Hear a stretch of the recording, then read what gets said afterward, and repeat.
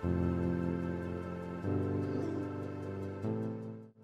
guys, this is Seals. I'm back with another video today, and today is the second week of the anniversary.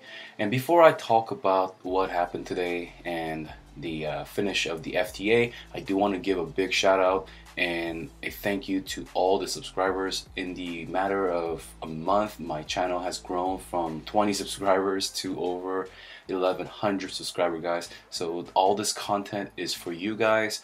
Anyways, let's dive in.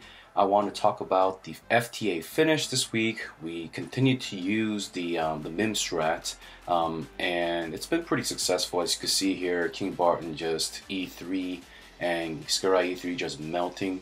And I've been experimenting with it, and as I am leading the team, I've been watching all the fights and seeing and rounding up all its weaknesses as well as counters. And although I do want to get into it right now, I do want to make a separate video at a later time once people are more used to how Mihm is working and how to counter them themselves.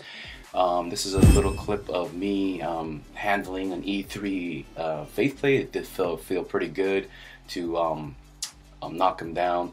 I should have some E3 heroes myself, and the content should be available as I upgrade them. As you guys said that you want to see my personal progress, so that's coming up in the next video. I promise you guys that. And there's gonna be some couple changes, nothing big, just some steady paces. So we did finish the FTA as rank 1 for the 7th week. There's been I did need 7 more anniversary coins to get Belrain, to get that 25 artifact shards. Anyways, guys, there's some controversy right now. So the person with the full E3 lineup, who made a Reddit post to tell the whole world about the full E3 lineup, he's accusing me of exploiting, but I don't think he's really using the word correctly. It's not really exploiting. I'm not cheating. I'm not, taking advantage of the program itself or changing the client side or DDoSing. It's just what people do, right? Like, most people know that Flame Strike works in the earlier mid-tier to early endgame comp because your rest of the heroes are weaker, right? It's like just common sense, as well as Aiden right now is like kind of the private server, hint hint, private server, guys, not hint but quote, private server meta for Marauders. You've seen that 1 point something billion damage, whatever. That's because it is on private servers. You could pick the traits, guys. So it's just a clever use of game mechanics, and nobody's complaining about Mihm or Mihm or whatever you want to call him when people clear tower 550 with him. I mean, most people are using him to do that, but when it comes to me, and not really me, but my team using the the Mihm comp for FTA, people, some people are up in arms about that. It's not an exploit. That's your opinion, guys, but it's just the use of game mechanic like Aleria, like Flame Strike, like Aiden. I can go on, and instead of, I think, complaining about it and whining about it on the forums, why not think of your own counters for it, right? I'm not in like a Templar Knight club or in a order where I have to follow certain rules. Like, people know that Faith Blade is broken before E3, and E3 Faith Blade is still strong. And just because it's, in my opinion, very strong and quote-unquote cheap, does not mean I'm going to use, or I'm going to ban my team from using Faith Blade. Anyways, guys, I want to keep that short. I just want to clearly wrap it up that I am just using the game mechanics correctly, and if the developers saw that I was using it incorrectly, then I should be removed from the game, as well as changing the way that the hero is supposed to be intended to work. But I don't see that happening with Flame Strike, Aiden, as well as a bunch of other heroes. And like I said, instead of crying about it, there's ways to think of counters, right? I mean, I've made a list of at least 7 to 10 ways to counter it without spending a single gold or single dollar in their lineup, just in their lineup. And I offered to help them kind of come up with a counter for it. And anyways, I don't want to really rant about it, and I do want to kind of talk about that Mihm comp.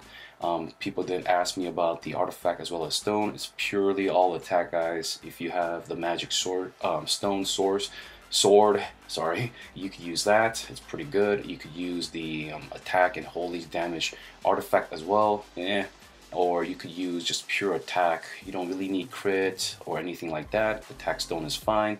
And in terms of countering that Mihm comp, there's plenty of ways, like I said, and I don't want to go into that. I mean, I want you guys to figure it out. Anyways, I did pretty get lucky with the Prophet Orb event. I literally recorded this while eating. I wasn't even watching the screen. I just kept pressing skip, so it's pretty fast. I don't like really watch it and like react to it. I did get a Michelle, I did get a Sleepless. I wasn't expecting that. When I do roll light and dark, guys, I always expect just nothing but food, anyways, or fodder. And I was surprised to get that 9th Michelle. I could have been one of the first people to E3 Michelle, but I've been holding on to it, and I'm still holding on to it. And that E3 content and what you should do will be coming tomorrow, guys. So Orb event was pretty good. Developers are being nice and generous and offering that faith plate. Overall, this anniversary event has been very giving, and I know there's been some cash grab tied into it. But if you did get that $10 card, you were smart and saving those gems instead of throwing into summons like me, you would probably have over 20 to 30,000 gems going into the second week, and you'll be looking good. In terms of the gem in the second week, I did some assessment myself, what I would do as a free-to-play, what I would do as a monthly card holder, or what I would do as someone who had saved my gems correctly, like I said, with the card. I looked at all the rewards and I thought of all the possibility. And for me, the #1 priority for that I would recommend most players is opting with the blacksmith event that people call it. Yeah, it's like a running joke meme, but I really do think that it is one of the best source of progression, because you're getting these free, I mean not free, but you're getting like a good upgraded armor piece, and getting that class specific or mage specific armor is very helpful. It's not going to be as helpful right now in PvE, but when you do transition into the PvP meta, and since DA Dark Arthandal is staying in the meta for over a year, I do highly recommend it. And I do want to talk about how it does change the meta a little bit, because the mages are gaining 20 speed with this gear set, and until they introduce the ranger set as well as the preset, you know, we're looking pretty good here in terms of the mages. For example, if you did put a speed stone on Jara and you did invest the anniversary coins into Jara this anniversary, you are able to outspeed even Demon Hunter as well. And of course you could slap it on Valentino if he's your fastest mage, or you could slap it on DA and it's going to be great, right?